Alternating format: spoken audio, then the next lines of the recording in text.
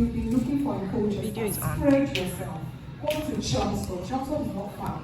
Go to Ipswich. Ipswich is not far. Go there. Print out your CV. Go and give your CV around. Remember, this was before COVID, so we could go and do CV drop-off.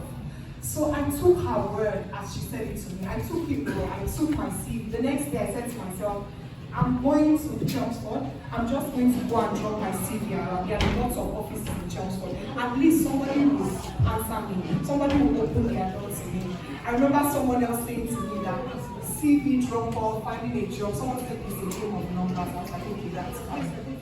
Long story short, I went to Chelmsford on a Thursday morning, I would remember. I got to Chelmsford, but then inside of me, something said to me, stay in a restaurant, have some breakfast, wrap up your CV, and then go to the library, print it out, and go and do the drop-off. I listened to that voice in me. That was the start of I think I would say that was the start of God's blessing upon my life. Where I was sitting in subway upstairs, a man walked in. Listen up, please come along with me. A man walked in. He was carrying a bus driver bag. He had his bus driver uniform. He went to the bathroom, but I was still sitting doing my CV. Somehow, he came back outside. I don't know how, I'm always, you know me, I'm always smiling. Somehow, the man smiled at me. I smiled back at him. We got talking. I said to him, oh, I'm not from Colchester. I'm not from Chelmsford. I'm from Colchester. I came here to find a job. I just want to go and print my CV and drop my CV at different offices. He then said to me, my daughter has the same problem. My daughter has been job searching for a while. Me and my wife said to her, bring your CV, let's look at it. And the man said, let me see your CV, my darling. And then I showed him my CV. He said to me, your CV is the problem. Don't go around and share the CV. I said, I should not go around. He said, this CV is the problem. He said, send it to me, take my number. I sent this man my CV. 2 weeks after, his daughter started to message me. His daughter is Pam. She would say, hi Tosin, Daddy said we should ask you when you were studying at Essex, what did you do in Nigerian society? What did you do as a peer mentor? What did you do this? What did you do that? I will tell them. And by the end of July, they sent me back my CV. People of God, when I got my CV, I sent out my CV then and then. And that same day, not even up to that, not more than a week, one of the top 3 law firms here in the UK called me for an interview. Another big organization called me for an interview. Another big organization called me for an interview.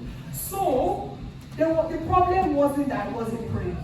It wasn't that I wasn't coming to church. It was my CV, which is why CV writing is such a big part of what we have to do in terms of finding a job. Your CV is so key. That's my area to talk about today. So I just wanted to share that testimony to say that from that experience, I started to get jobs and to the glory of God right now, I am in a job. However, remember, my CV wasn't the problem. It's not I wasn't praying. I was doing all the spiritual part, but the physical part, the CV aspect was the problem. So CV is a very big thing. Come along with me on this journey. Next slide, please. Okay. Interesting. So this is the story I've just told you. I landed in this job. Next slide, please. One more. Okay, I'd like to start my talk today by saying there is no one size fits all CV. In the sense that, you know how you go to Primark, you know how you go to New Look, you buy a dress or a top and they say to you, one size fits all, meaning whether you are small, whether you are medium, whether you are large, you can wear that outfit. When it comes to CV writing, there is no one size fits all CV. We can't keep using the same CV to apply for a care job, the same CV to apply for a chef job, that same CV to apply for a receptionist job, that same CV to apply for housekeeper job. It doesn't work that way. Your CV must be tailored to the specific job you are applying for. Please, let's pick up that. Your CV that you have must be tailored to the specific job you are applying for. There is no one size fits all CV. This is what we all do. We sit on Indeed, we have our CV, we see support worker, apply. Receptionist, apply. Retail, apply. House Anybody here does that? Anybody here does that? Aha! I'm saying something we are all doing. Don't be shy. I've done it before. And guess what happens? You do it. 2 weeks time, they will now say, we are sorry on this occasion. We regret to inform you. You've been unsuccessful. Yes? So there is no one size fits all CV. We have to tailor our CV to the specific job we are applying for. If we're going on with something new, that's the starting point. We have to tailor our CV to the specific job we're applying for. Okay, so the next thing I wanted to say is for some jobs you don't need a CV. So for example, as a teacher, we don't use CVs. We go on the school's website, we download the application form and we fill it. I think what you have to do is, what are you applying for? When you know what you're applying for, then you have to be sure if it's a job that requires a CV, your CV must stand out. A lot of us here are looking beautiful. We are looking on fleek. Your CV too should look on fleek. I like to say this. Before an employer sees your beautiful makeup, before they see your face, the first thing they see is your CV. So why shouldn't it stand out? Why shouldn't your CV look very good?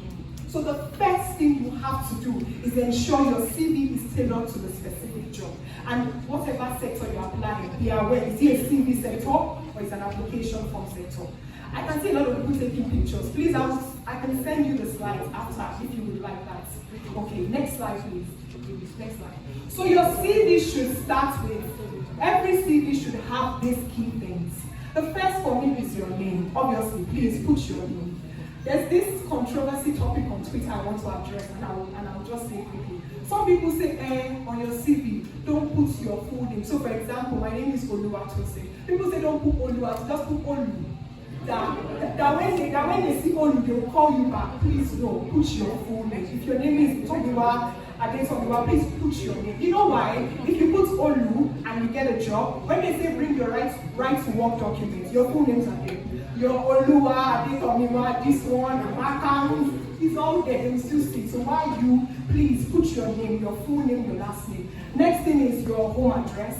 Next thing is your email address, your phone number. And the last thing that we must see on your CV is your LinkedIn profile. Please, next slide. So this is the starting point of my CV. That's my name, my address, my email address, and my LinkedIn profile. People of God, let me talk about LinkedIn profile. If you're not on LinkedIn, you are missing.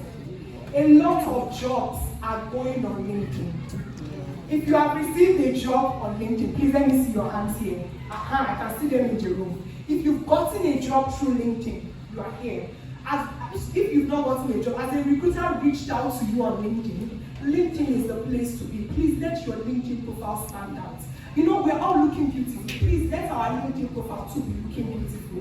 When I was preparing this talk, I said to myself, the organizers have to bring me back to come and do another session on LinkedIn, because that one is the whole day.